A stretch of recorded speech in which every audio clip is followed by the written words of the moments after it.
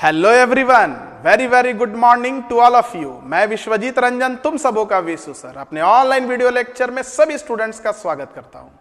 हम लोगों का आज का जो ये वीडियो सेशन है, इस वीडियो सेशन में जिस टॉपिक पर हम लोग चर्चा करेंगे उसका नाम है इंजन भाल्व। तो चलिए स्टूडेंट्स समझते हैं इंजन भाल्व क्या है। माय डियर स्टूडेंट्स, आपको यहां पर एक फिगर दिख रहा है, ये ऑटोमोबाइल व्हीकल के 4 स्ट्रोक इंजन का लेआउट है। इस फिगर में आप लोग देखिएगा, यहां पर आप लोग देखिएगा, ये जो पार्ट आपको दिख रहा है, ये जो पार्ट आपको दिख रहा है, इस पार्ट को हम कहते हैं इंजन सिलेंडर या सिलिंड्रिकल ब्लॉक। और इसमें यहां पर आपको ये जो पार्ट दिख रहा है, ये जो पार्ट दिख रहा है, इस पार्ट को हम लोग कहते हैं, इस पार्ट को हम लोग कहते हैं पिस्टन। ये पिस्टन इस सिलिंड्रिकल ब्लॉक में क्या करता है? रेसिप्रोकेटिंग मोशन करता है, टीडीसी से बीडीसी या बीडीसी से TDC. And my dear students, यहां पर आपको दिख रहा है क्रैंक शाफ्ट। क्या दिख रहा है? Crank shaft. जो यहां पर आपको एक लोब दिख रहा होगा, लोब, इस लोब को माय डियर स्टूडेंट्स, इस लोब को माय डियर स्टूडेंट्स हम लोग कहते हैं क्रैंक। हम लोग इस लोब को कहते हैं क्रैंक। ये क्रैंक शाफ्ट, इस क्रैंक और ये कनेक्टिंग रॉड के मदद से, ये क्रैंक शाफ्ट इस क्रैंक और कनेक्टिंग रॉड के मदद से पिस्टन से कनेक्टेड रहता है। इसका मतलब क्या है? इसका मतलब यह है कि पिस्टन जब रेसिप्रोकेटिंग मोशन करेगा तो कनेक्टिंग रॉड और क्रैंक के वजह से आपके क्रैंक शाफ्ट में रोटरी मोशन आएगा। या इसका मतलब यह भी है कि क्रैंक शाफ्ट यदि रोटरी मोशन करेगा तो क्रैंक और कनेक्टिंग रॉड के मदद से पिस्टन में रेसिप्रोकेटिंग मोशन आएगा। दोनों परिस्थिति बन सकता है। अब देखिए my dear students, crankshaft chain, gear के मदद से, यहां पर एक शाफ्ट और होता है, एक शाफ्ट और होता है। ये जो शाफ्ट दिख रहा है, इस शाफ्ट में यहां पर देखोगे, नोटिस करोगे, यहां पर नोटिस करोगे एक कैम लगा हुआ है। क्या लगा हुआ है भाई? एक कैम लगा हुआ है, एक कैम लगा हुआ है। तो वह शाफ्ट जिस पर कैम लगा होता है, उस शाफ्ट को कहते हैं कैम शाफ्ट। क्या कहते हैं? Camshaft. My dear students, जब ये क्रैंक शाफ्ट रोटेट करेगा तो इस चेन और गियर के मदद से इस शाफ्ट में भी क्या आएगा? रोटेशन आएगा। यहां पर देखिएगा, ये कैम है तो भाई ये जो है ये इसका फॉलोवर हो गया। ये कैम है तो ये क्या हो गया भाई? इसका फॉलोवर हो गया। यहां पर देखो, यहां पर देखो, ये सिलेंडर है ना, तो इसको बोलते हैं सिलेंडर हेड। क्या बोलते हैं? Cylinder head. इस सिलेंडर हेड पर यहीं पर लगा है इंजन भाल्व। क्या लगा हुआ है? Engine valve. ये इंजन भाल्व, यहां पर दो रास्ता होता है, एक इधर और एक इधर। इस पैसेज को, इस रास्ता को मैनिफोल्ड बोलते हैं। क्या बोलते हैं? मैनिफोल्ड। यहां से फ्रेश चार्ज यहां से इंटर करता है सिलेंडर चेंबर में, इसलिए यहां से चूंकि फ्रेश चार्ज इंटर करता है इसलिए इसको इनटेक मैनिफोल्ड बोलते हैं। और यहां से एग्जॉस्ट गैस बाहर निकलता है इसलिए इसको डिस्चार्ज मैनिफोल्ड भी हम लोग कहते हैं। यह भाल्व जब नीचे जाता है तो इनटेक मैनिफोल्ड खुलता है, फ्रेश चार्ज इस सिलेंडर में अंदर आता है। यह भाल्व जब नीचे जाता है माय डियर स्टूडेंट्स, तो डिस्चार्ज मैनिफोल्ड खुलता है और यहां जो भी एग्जॉस्ट गैस होता है उसका डिस्चार्ज बाहर होता है। तो माय डियर स्टूडेंट्स, इस भाल्व को ऑपरेट कराने का काम ये कैम शाफ्ट करता है। ये चीज आपको ध्यान में रखना होगा। अब ये इंजन भाल्व के बारे में आगे पढ़ने से पहले थोड़ा सा बेसिक नॉलेज तुमको हम देना चाहते हैं। अगर ये 4 स्ट्रोक इंजन का लेआउट है तो इसमें 4 स्ट्रोक होगा, 4 स्ट्रोक होगा। एक कौन सा होगा भैया? सक्शन होगा। और दूसरा कौन सा होगा? कंप्रेशन होगा। तीसरा कौन सा होगा? पावर होगा। और चौथा कौन सा स्ट्रोक होगा? एग्जॉस्ट होगा। ये 4 स्ट्रोक होगा, आपको याद रखना है। सक्शन स्ट्रोक में क्या होता है? इनिशियली आपका ये क्रैंक शाफ्ट एक स्टार्टिंग मोटर से कनेक्टेड होता है। किससे कनेक्टेड होता है? स्टार्टिंग मोटर से कनेक्टेड होता है। जैसे गाड़ी का स्विच ऑन करते हैं, स्टार्टिंग मोटर चलता है और इस क्रैंक शाफ्ट को रोटेट कराता है। क्रैंक शाफ्ट रोटेट हो रहा है तो क्रैंक और कनेक्टिंग रॉड की मदद से पिस्टन टीडीसी से बीडीसी की ओर आता है। पिस्टन जैसे ही टीडीसी से बीडीसी की ओर चलेगा, उसी सेम समय ये क्रैंक शाफ्ट बेल्ट गियर के मदद से इस कैम शाफ्ट को भी क्या करेगा, रोटेट करेगा। और कैम शाफ्ट जब रोटेट होगा तो ये कैम अपने फॉलोअर को पुश करेगा नीचे। फॉलोअर को जैसे पुश करेगा नीचे, ये इनलेट वाल्व नीचे जाएगा, इस रास्ते को खोलेगा और फ्रेश चार्ज क्या होगा, इंजन सिलेंडर में आने लगेगा और ये तब तक आएगा जब तक पिस्टन बीडीसी तक ना पहुंच जाए। एट द सेम मोमेंट जब ये वाल्व खुला तो स्प्रिंग में क्या हुआ था, पोटेंशियल एनर्जी स्टोर हो गया था, पोटेंशियल एनर्जी स्टोर हो गया था। पिस्टन बीडीसी तक पहुंचा, पूरा का पूरा फ्रेश चार्ज भर गया। एंड माय डियर स्टूडेंट्स, भाई ये शाफ्ट तो रोटेट कर रहा है ना, तो जिसके वजह से अब क्या होगा, अब जब शाफ्ट रोटेट करेगा, जैसे पिस्टन बीडीसी पर पहुंचा, पूरा का पूरा चेंबर जब फ्यूल से भर गया, शाफ्ट चूंकि कंटिन्यूअसली रोटेट कर रहा है, तो अब क्या होगा माय डियर स्टूडेंट्स, क्रैंक और कनेक्टिंग रॉड अब पिस्टन को फोर्स करेगा कि ये बीडीसी से टीडीसी की ओर जाए। पिस्टन जैसे बीडीसी से टीडीसी की ओर जाएगा, एट द सेम मोमेंट ये भी तो रोटेट कर रहा है, तो अब ये कैम जो है घूम जाएगा पूरा ऐसे। कैम जैसे ही घूम जाएगा ऐसे, जैसे ये पॉइंट इसको कांटेक्ट को छोड़ेगा तो ये स्प्रिंग में जो पोटेंशियल एनर्जी स्टोर हुआ ये रिलीज होगा, और जैसे पोटेंशियल एनर्जी रिलीज होगा ये स्प्रिंग अपने इनिशियल पोजीशन पर जाएगा, इस वाल्व को फोर्स करेगा कि अब ऊपर आए, अब इस रास्ते को क्या कर देगा, बंद कर देगा। पिस्टन जब बीडीसी से टीडीसी की ओर आया, रास्ता बंद हो गया, ये तो पहले से बंद था।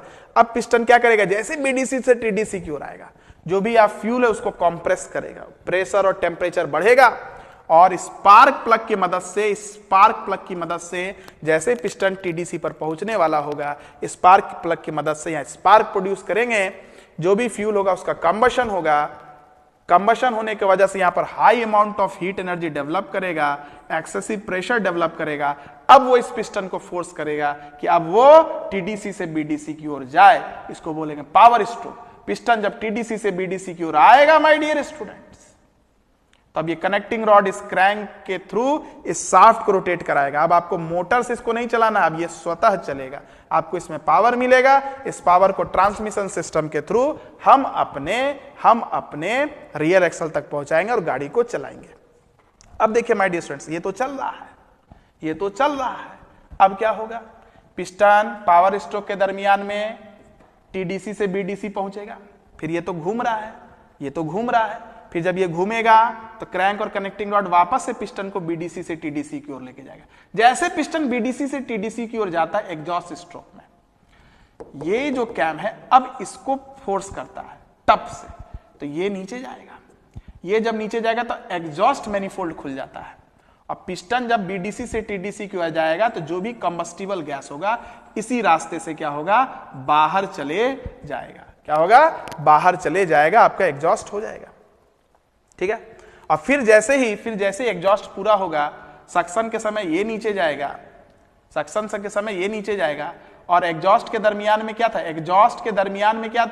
ये नीचे था, स्प्रिंग में पोटेंशियल एनर्जी डेवलप कर गया था। जैसे एग्जॉस्ट खत्म होगा, सक्शन चालू होगा, ये नीचे जाएगा और इसका पोटेंशियल एनर्जी रिलीज होगा, स्प्रिंग क्या होगा, वापस से अपने इनिशियल पोजीशन पर आएगा और ये वाल्व फिर से क्या होगा, बंद हो जाएगा। तो my dear students, 4 stroke engine में हम देख रहे हैं कि सक्शन, कंप्रेशन, पावर और एग्जॉस्ट। तो सक्शन के दरमियान में और एग्जॉस्ट के दरमियान में आपको क्या करना है, सक्शन के दरमियान में इनलेट वाल्व को नीचे लाना है, इनलेट मैनिफोल्ड को ओपन करने के लिए। एग्जॉस्ट स्ट्रोक में एग्जॉस्ट वाल्व को नीचे लाना है, एग्जॉस्ट मैनिफोल्ड को ओपन करने के लिए। मतलब सक्शन और एग्जॉस्ट स्ट्रोक के दरमियान में इनलेट मैनिफोल्ड और एग्जिट मैनिफोल्ड के पैसेज को ओपन करने का काम यह वाल्व करता है। And my dear students, compression और पावर स्ट्रोक के दरमियान में ये वाल्व ऊपर रहता है, ये वाल्व ऊपर रहता है, मतलब इस रास्ता को बंद करने का भी काम करता है। तो याद रखना है कि आपका जो इंजन वाल्व है, इनलेट वाल्व इनलेट मैनिफोल्ड को ओपन और क्लोज करता है, एग्जॉस्ट वाल्व डिस्चार्ज मैनिफोल्ड को ओपन और क्लोज करता है। तो वाल्व का यही मुख्य कार्य है जो आपको याद रखना है। क्लियर हो गया इतना सारा बात। वाल्व जो होता है ये 4 स्ट्रोक इंजन में ही हम लोग यूज करते हैं। तो माय डियर स्टूडेंट्स, आपको सबसे पहला बात ये याद रखना है कि इंजन वाल्व जो होता है, it is used in 4 stroke engine. ये 4 स्ट्रोक इंजन में यूज होता है। इट हैज 2 बेसिक फंक्शन, इसका 2 मुख्य फंक्शन है। It opens the intake passage manifold for intake of fresh charge into the engine cylinder. ये इनटेक मैनिफोल्ड को open करता है ताकि फ्रेश चार्ज क्या हो सके, इंजन सिलेंडर में इंटर कर सके during suction stroke, and also opens the exhaust passage यानी कि मैनिफोल्ड। और ये एक काम और भी करता है, ये एग्जॉस्ट स्ट्रोक यानी एग्जॉस्ट पैसेज यानी कि एग्जॉस्ट मैनिफोल्ड डिस्चार्ज मैनिफोल्ड को भी क्या करता है बोलो, and also opens the exhaust passage या जिसको डिस्चार्ज मैनिफोल्ड भी कहते हैं, फॉर डिस्चार्ज ऑफ, किस लिए ओपन करता है डिस्चार्ज मैनिफोल्ड को, for discharge of exhaust gas, जो एग्जॉस्ट गैस बना है ना ड्यूरिंग कंबसन ऑफ फ्यूल के समय उसको डिस्चार्ज कराने के लिए ये एग्जॉस्ट मैनिफोल्ड यानी कि डिस्चार्ज मैनिफोल्ड को भी ओपन करने का काम करता है। At the same time it seals the passage, जो रास्ता है इनटेक मैनिफोल्ड और डिस्चार्ज मैनिफोल्ड का, इनटेक मैनिफोल्ड और डिस्चार्ज मैनिफोल्ड का जो रास्ता है उसको ये बंद करने का भी तो काम करता है। स्प्रिंग अपने पोटेंशियल एनर्जी को रिलीज करता है, भाल्व ऊपर आ जाता है, तो ये भाल्व इस रास्ता को खोलता भी और बंद भी करता है। At the same time it seal करना the passage of intake and discharge during, या इनटेक के बदले आप लिखना पावर, यहां पावर होगा और यहां कंप्रेशन होगा, पावर और कंप्रेशन स्ट्रोक के दरमियान में इस रास्ता को बंद करने का भी काम ये भाल्व आपका करता है। This is the main function of engine valve my dear students. I hope आपको चीजें समझ में आई होंगी। आगे बढ़िए, अगर इसका आप मैकेनिज्म देखिएगा तो यहां पर ये देखो, ये सिलेंडर हेड है my dear students, this is your cylinder head. ये भाल्व सीट है जिसमें भाल्व बैठा रहता है, ठीक है। ये आपका कैम घुस गया, फॉलोवर को पुश किया, फॉलोवर ऊपर गया, तो यहां पर होता है रॉकर आर्म, इसको बोलते हैं रॉकर आर्म। ये फिगर तुमको एग्जाम में बनाना है, कॉपी में अभी बना लेना। तो जैसे ही ये कैम रोटेट करता है, क्योंकि कैम शाफ्ट में रोटेशन हो रहा है, यहां तक का तो चीज क्लियर है ना भाई, ये रोटेट कर रहा है चेन और गियर के मदद से, शाफ्ट में रोटेशन हो रहा है, तो ये शाफ्ट तो तुम्हारा चीज क्लियर है तुमको कि भाई ये कैम शाफ्ट रोटेट करा तो अपने कैम को भी रोटेट कराएगा, तो ये फॉलोवर को पुश करेगा, फॉलोवर पुश रॉड को पुश करेगा, तो यहां पर फोर्स लगता है। क्योंकि यहां पर हिंज किया हुआ है तो इस फोर्स के वजह से क्या होता है, इस रॉकर आर्म में स्विवलिंग मोशन होता है, और ये टप से क्या करता है, भाल्व के टिप को फोर्स करता है। भाल्व के टिप को फोर्स करेगा, ये नीचे आएगा, जैसे नीचे आएगा ये रास्ता खुल जाएगा, रास्ता खुल जाएगा। अगर ये इनटेक मैनिफोल्ड होगा तो फ्यूल का अंदर सक्शन होगा, या अगर डिस्चार्ज मैनिफोल्ड होगा तो जो भी कंबस्टिबल गैस होगा उसका डिस्चार्ज होगा। ये जैसे नीचे जाता है स्प्रिंग में क्या आता है, पोटेंशियल एनर्जी स्टोर हो जाता है। कैम घूमते घूमते जब इस पोजीशन पर पहुंचता है तो क्या होगा, फिर से ये नीचे आएगा, फिर से क्या होगा, नीचे आएगा।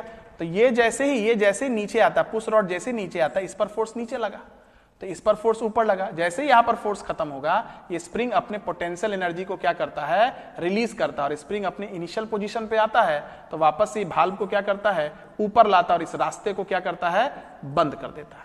यह इसका सिंपल सा ऑपरेशन है। क्लियर है? चलिए आगे बढ़िए। अब माय डियर स्टूडेंट्स, किस मटेरियल का बना होना चाहिए, तो देखो एक चीज ध्यान रखना कि जब फ्यूल का कंबशन होता है ना, तो इंजन सिलेंडर में huge amount of heat energy develop होता है, जिसके वजह से जो सिलेंडर के अंदर तापक्रम है, टेम्परेचर है, ये 2000 डिग्री सेल्सियस तक पहुंच जाता है, एंड साथ में प्रेशर भी बहुत ज्यादा हो जाता है। तो आपका इंजन भाल्व इस मटेरियल का तो जरूर बना होना चाहिए जो हाई प्रेशर और हाई टेम्परेचर को क्या कर सके, बर्दाश्त कर सके। दूसरी बात आपको यह ध्यान में रखना है कि ये भाल्व जो होता है ये कंटिन्यूअसली ओपन और क्लोज होता रहता है, मतलब ये रॉकर आर्म इस पर कंटिन्यूअसली फोर्स लगाते रहता है, टप टप मारेगा तो खुलेगा, है ना, भाल्व को ओपन करना है, मतलब ये रॉकर आर्म इस पर रिपीटेड फोर्स लगा रहा है। तो इस भाल्व में फटीग स्ट्रेंथ भी ज्यादा होना चाहिए, नहीं तो रिपीटेड लोड की वजह से फटीग फेलियर भी हो सकता है। तो ये दो पॉइंट हमको ये बता रहा है, my dear students, as we know that during power stroke the temperature in engine cylinder reaches up to 2000 degree Celsius. Power stroke के दरमियान में जो इंजन सिलेंडर का टेम्परेचर है वो 2000 डिग्री सेल्सियस तक होता है, and also pressure becomes very high, और प्रेशर भी क्या होता है, बहुत ज्यादा हो जाता है। Therefore the valve material should be such that it can withstand high pressure and high temperature. इसलिए भाल्व मटेरियल तो ऐसा जरूर होना चाहिए कि वो हाई प्रेशर और हाई टेम्परेचर को क्या करे, बर्दाश्त करे, क्योंकि भाल्व एक्चुअली में इंजन सिलेंडर के हेड पर ही तो होता है। जब सिलेंडर के अंदर टेम्परेचर ज्यादा तो हेड के टेम्परेचर पे भी ज्यादा होगा, और हेड का टेम्परेचर जब ज्यादा होगा तो भाल्व का भी टेम्परेचर ज्यादा होगा। तो भाल्व ऐसा मटेरियल का तो जरूर होना चाहिए जो हाई टेम्परेचर हाई प्रेशर को क्या करे, बर्दाश्त करे। Also valve has to open and close very quickly repeatedly, valve को बहुत ही तेजी से लगातार खुलना और बंद होना है। रॉकर आर्म कंटिन्यूअसली उस पर इंपैक्ट लगाते रहता है। That is it must have very high fatigue strength, उस पर फटीग स्ट्रेंथ भी ज्यादा होना चाहिए। इसलिए माय डियर स्टूडेंट्स एक ग्रेड होता है स्टील का, ऑस्टेनाइट स्टील। एक ऐसा ग्रेड है स्टील का जिसमें टेम्परेचर और प्रेशर को बर्दाश्त करने की क्षमता भी बहुत अधिक होती है, कोरोजन रेजिस्टेंस प्रॉपर्टी भी बहुत बढ़िया होता है, और फटीग स्ट्रेंथ भी बहुत ज्यादा होता है। ऑस्टेनाइट स्टील दो तरीके का होता है, एक होता है nichrome steel, nickel plus chromium का बना हुआ, और एक होता है सिलिक्रोम स्टील, सिलिकॉन प्लस क्रोमियम का बना हुआ। इनलेट भाल्व जो होता है ना वो फ्रेश चार्ज के संपर्क में होता है। फ्रेश चार्ज के संपर्क में इनलेट भाल्व अगर है तो एग्जॉस्ट भाल्व के कंपैरिजन में ये थोड़ा ठंडा होता है, लेकिन फ्रेश चार्ज के संपर्क में है, फ्यूल के संपर्क में है, तो इसमें करोजन हो सकता है। इसलिए इनलेट भाल्व को टेम्परेचर से उतना खतरा नहीं है क्योंकि फ्रेश चार्ज इसको ठंडा करते रहता है, लेकिन इसको करोजन से खतरा है। इसलिए इसको बनाते निक्रोम स्टील से, क्योंकि निक्रोम स्टील में करोजन रेजिस्टेंस प्रॉपर्टी और फटीग स्ट्रेंथ बहुत जबरदस्त होता है। लेकिन एग्जॉस्ट भाल्व ये तो फ्रेश चार्ज के संपर्क में है नहीं, ये तो कंबस्टिबल गैस के संपर्क में है, ये बहुत ज्यादा हाई टेम्परेचर पर रहता है। इसलिए इसको बनाते सिलिक्रोम स्टील से। सिलिक्रोम स्टील में हॉट हार्डनेस की प्रॉपर्टी होती है, मतलब हाई टेम्परेचर पर भी हार्डनेस को क्या कर सकता है, बर्दाश्त कर सकता है। तो याद रखना है my dear students, hence the valve is made up of austenite steel, valve austenite steel का बना होता है, as it has high corrosion, heat resistance and high fatigue strength, क्योंकि उसमें high corrosion, high heat resistance और high fatigue strength होता है। ठीक है, आगे बढ़िए my dear students.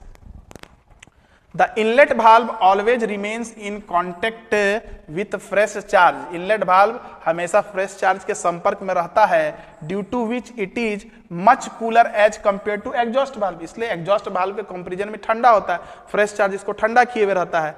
Hence it is made up of निकल क्रोमियम स्टील, इसलिए इसको निकल क्रोमियम का बनाते हैं क्योंकि फ्रेश चार्ज उस पर करोजन कर सकता है, इसमें करोजन रेजिस्टेंस और फटीग स्ट्रेंथ बहुत बेहतरीन है।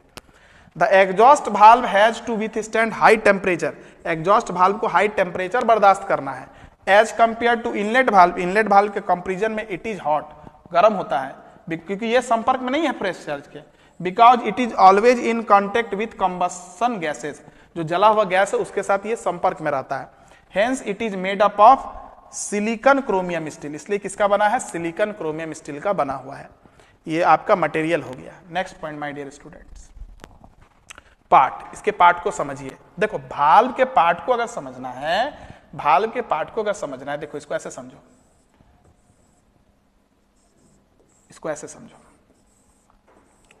देखो यहां पर तुमको ये एक फेस दिख रहा है, ये एक फेस दिख रहा है, एक फेस दिख रहा है। एक्चुअली में ये तुमको लाइन दिख रहा है, लेकिन लाइन नहीं my dear students, this is not a line. ये भी क्या है, एक फेस ही है, ये भी क्या एक फेस ही है। तो ये भी एक फेस, ये भी एक फेस, ये मान लो वर्टिकल फेस, लेकिन फेस को वर्टिकल नहीं रखते, थोड़ा सा इस तरीके से इंक्लाइन करते हैं। ये फेस को वर्टिकल नहीं रखते, थोड़ा इस तरह से इंक्लाइन करते हैं, मतलब जो फेस होते हैं वो टेपर्ड होते हैं। क्या होते हैं, टेपर्ड।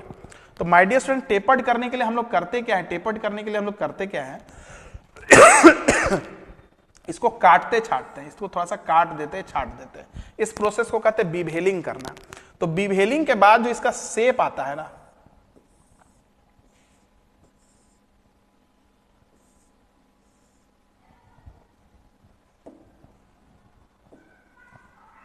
बीवेलिंग के बाद जो इसका शेप आता है, ये देखिए, ये इस तरह का बनता है ना। ये जो ऐसा था ये थोड़ा इस तरीके का हो गया, ये जो ऐसा था थोड़ा इस तरीके का हो गया, ये जो ऐसा था ये थोड़ा इस तरीके का हो गया, मतलब चारों तरफ से ये कैसा होता है, थोड़ा सा बीवेल्ड हो जाता है।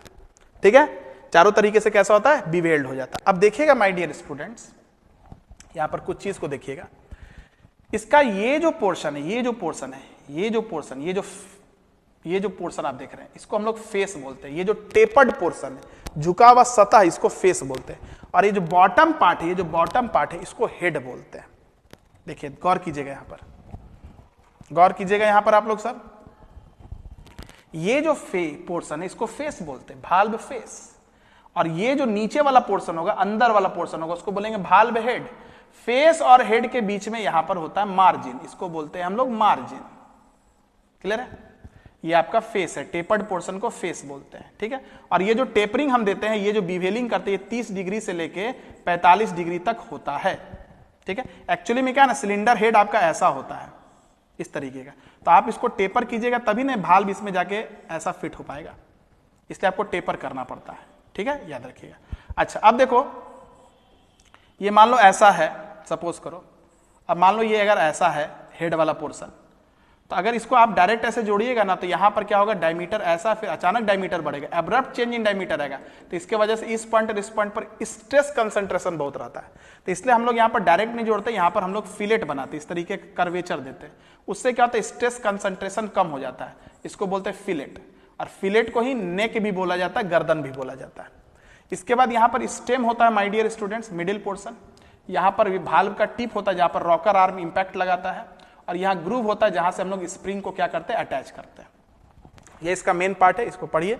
Head, it is the major part of valve, ये भाल्व का मुख्य पार्ट है, सबसे बड़ा हिस्सा भाई, यही आपका कंबशन ऑफ गैस के साथ संपर्क में रहता है, यही भाल्व सीट पर बैठा रहता है। It is seat on the valve seat of cylinder head as it is in contact with the combustion gas, चूंकि यही आपके कंबशन गैस के संपर्क में रहता है।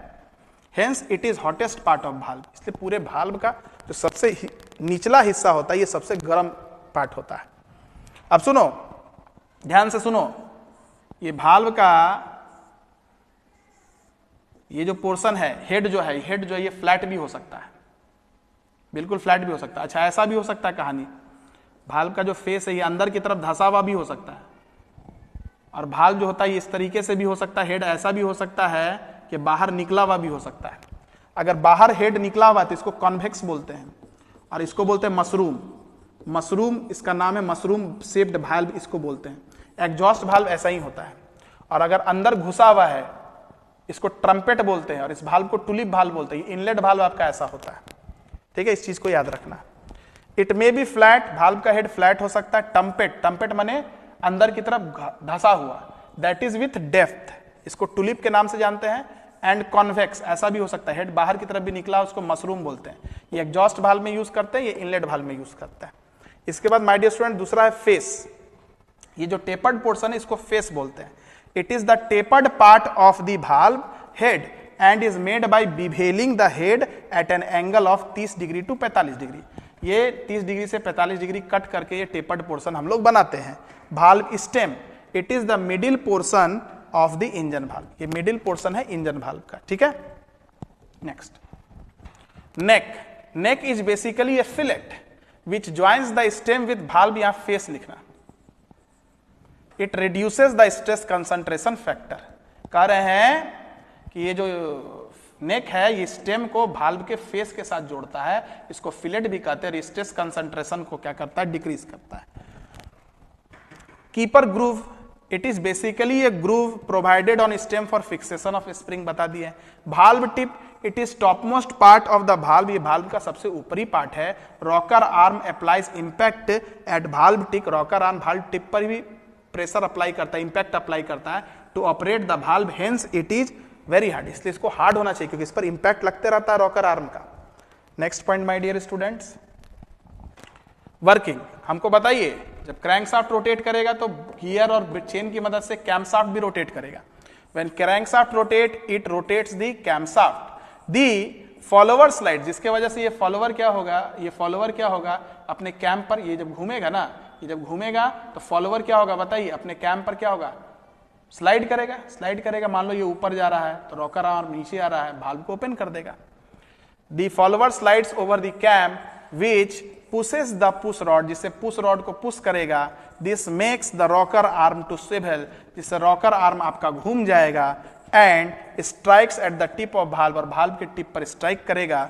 विच makes the valve to move, जिससे भाल्व मूव करने लगेगा। यही आपका वर्किंग था। आई होप चीजें आपको समझ में आ गई होंगी। तो माय डियर स्टूडेंट्स, इस वीडियो लेक्चर के लिए इतना ही रखेंगे। ऑटोमोबाइल का सभी वीडियो लेक्चर हम डिजिटल बोर्ड पर बना के देंगे ताकि आपको चीज जो है साथ साथ दिखे भी। मेरा अनुभव तो है ही 15 साल का, और इसमें इस बार डिजिटल बोर्ड भी ऐड होने वाला है।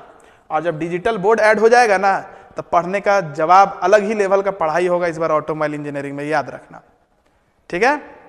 अलग लेवल का बिल्कुल तुमको हम ऑटोमोबाइल इंजीनियरिंग इस बार पढ़ाने वाले हैं, क्योंकि हम जो कंटेंट दे रहे हैं ना माय डियर स्टूडेंट्स, ये सब जो कंटेंट दे रहे हैं ये सब तुमको किसी किताब में नहीं मिलेगा, ये मेरा अनुभव है जो हम तुमको बता रहे हैं। तो अपने अनुभव के साथ इस बार एनिमेशन को भी यूज करेंगे, तो हम उम्मीद कर सकते हो ये सब्जेक्ट तुम्हारा कहाँ तुमको लेके चला जाएगा, फील आ जाएगा कि सही में हम लोग ऑटोमोबाइल इंजीनियरिंग पढ़ रहे हैं, ठीक है। देखो मेरा सारा वीडियो बना हुआ, फिर भी तुम्हारे लिए मेहनत करके बना रहे हैं, भले लेट होगा, घबराना नहीं है, दमदार वीडियो तुमको देंगे, ऐसा देंगे कि तुम लोग जिंदगी में कहोगे ऑटोमोबाइल पढ़ के मजा आ गया। चलिए, जय मैकेनिकल।